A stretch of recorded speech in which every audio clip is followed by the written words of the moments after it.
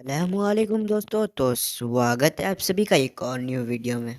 America और UN ने CA पर आपत्ति जताई। अमेरिका ने कहा सीए कानूनी गलत है और हमने करीब से इस पर नज़र बना के रखी है। यूएन ने कहा 2019 में भी रिपोर्ट आई थी और कहा गया था सीए कानून गलत है और मुसलमानों के खिलाफ है।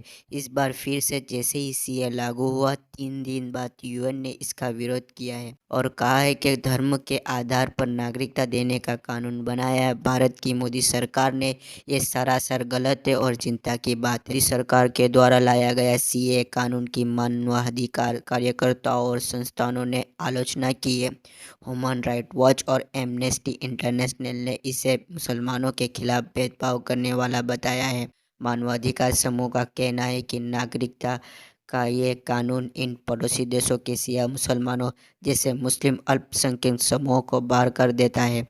साथ ही म्यांमार जैसे पड़ोसी देश भी बाहर है जहां मुस्लिम अल्पसंख्यक है। नागरिकता संशोधन कानून के तहत भारत के पड़ोसी देश पाकिस्तान, अफगानिस्तान और बांग्लादेश से आए मुस्लिम समुदायों के लोगों को छोड़कर हिंदू और सिख समेत अन्य धर्म के लोगों को भारत की नागरिकता दी जाएगी। दोस्तों मिलते हैं नेक्स्ट वीडियो में, तब तक के लिए खुदा हाफिज।